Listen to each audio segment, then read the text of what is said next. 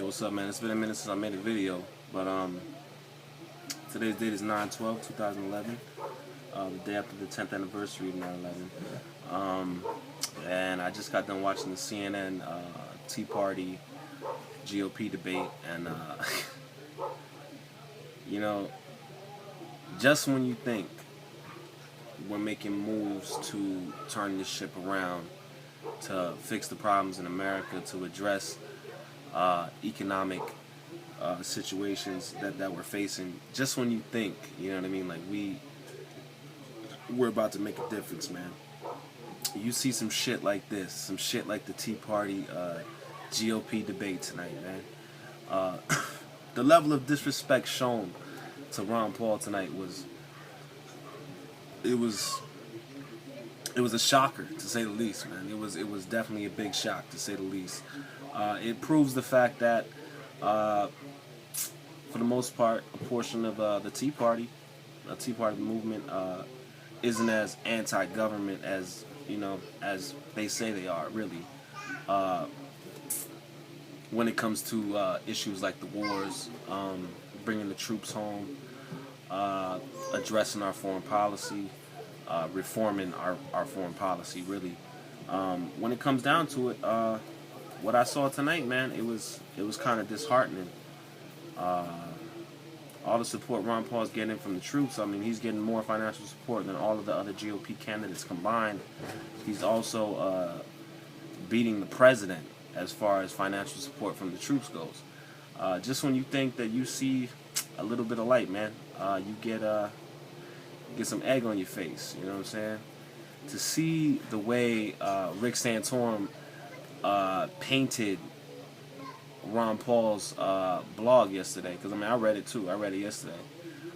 Rick Santorum had the nerve to go on stage and say that Ron Paul blamed the American people for the events of 9/11, which is by far the most dishonest statement that this motherfucker said since this whole presidential race has started. And I mean, I really hope Ron Paul calls him out on that.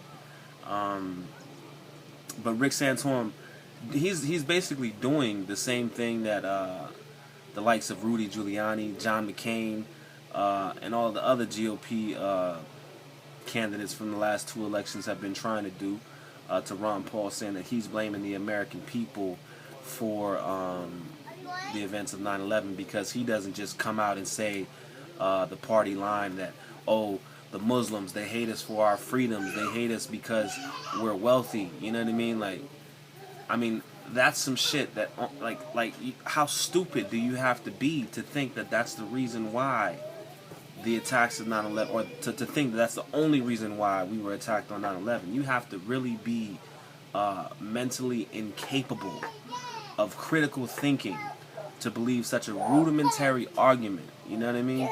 To think that these motherfuckers from the Middle East hate us because we're free and we have a different way of life than they do, and to paint this as a religious war. You know, it's so unhonest, dude. If you look at the CIA, our intelligence agencies, top reasons for the attacks of 9/11, it has a lot to do with our foreign policy. It has a lot to do with the fact that we were bombing Iraq for 10 years before 9/11 happened. It has to do with the fact that we were occupying the Arabian Peninsula.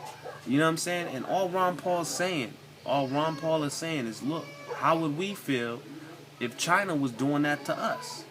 You know what I mean? It's such a common sense stance on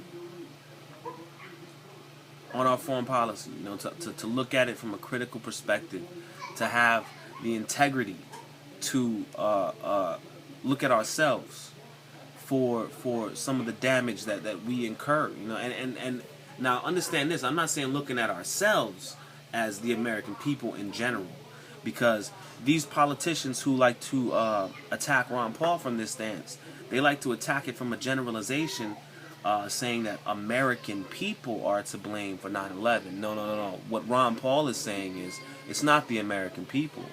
It's that small group of people at the top of the military-industrial complex who is in charge of our foreign affairs, who is in charge of our foreign policy, who who take military action behind the public's back.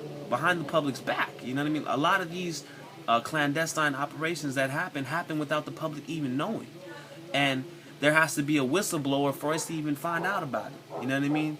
And you look at the large sentiment across the country after 10 years of war. We're tired. You know what I mean? We're tired of the same old propaganda that the neocons, some Democrats also as well, they're out trying to tell us to be afraid. If we're not bombing them, they're gonna come and bomb us. So you choose what you want. Like, it's amazing how nobody ever questions the fact that peace is never an option. You know, it's always military action. It's the only thing that can keep you safe. And at the same time, you're losing your constitutional rights and it's just a gradual progression. And it's amazing that this third party, this Tea Party, who claims to want to challenge the status quo, who claims to want to challenge the GOP establishment, can sit there in hypocrisy and boo the one candidate who's been consistent, who's been honest with you from day one. You know, they got these clowns on this debate talking about how we need to audit the Fed, we need to talk about sound economic policies, this and that. And then when the question comes up about the Federal Reserve, the moderators at CNN, namely Wolf Blitzer, doesn't even address the one dude who's been the number one critic of the Federal Reserve for the last 30 years, the number one dude who's been arguing for sound economic policy, for sound currency, to combat the inflation that the Federal Reserve is pumping into circulation.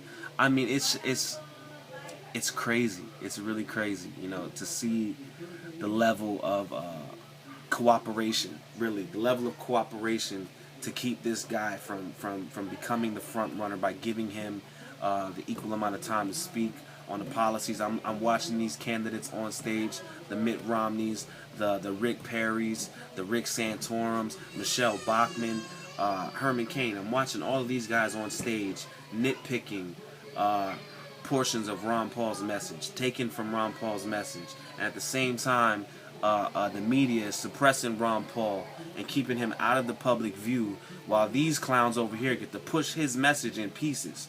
You know, it's crazy to watch. And then I'm watching on Twitter, these people are saying Ron Paul said he should let that guy die. You know, I mean, look at it this way, dog. You know what I mean? As it stands right now, you look at car insurance, right? A lot of people's like, man, I don't even know why the fuck I pay car insurance, man. I never get into accidents, this and that, you know what I mean? But if something happened, at least you got it, right? You know what I mean? What Ron Paul's saying is this: it shouldn't be the federal government telling you that you need to have it, you know what I mean? Because what if you can't afford it? And the reason, one of the reasons why you might not be able to afford it is because it's so expensive. Why is it so expensive? Because the government is guaranteeing the money. The government is guaranteeing the insurance companies that you will pay. And if you don't pay, you will be fined and you will pay the state. You know what I mean? So they get to buff these fucking prices up and jack up your insurance for any reason they see fit. That's why you can't afford it. Now, looking at it from the perspective that, hey, if this dude in a free and just society decides that he doesn't want to have insurance, I mean, there's a level of responsibility that comes with that. There's consequences if something happens, and you have to live with those consequences. Now, the idea that if you don't want insurance, but I choose to get insurance and I pay my insurance monthly, you know what I mean? The idea that you don't pay your insurance and you get into a car accident, that I also have to pay your insurance as well as mine, I mean, something about that seems wrong, you know? So coming from an independence perspective, I understand where Ron Paul is coming from on that. You know what I mean? If he chooses to live his life without insurance, it's his choice to do so. You know what I mean? But if something happens, you got to live with those consequences as well as a responsible adult. You know what I mean? I mean, because they can come up with insurance for anything. You know what I mean? But it might not never happen, but you'll pay for it and this and that. You know what I mean?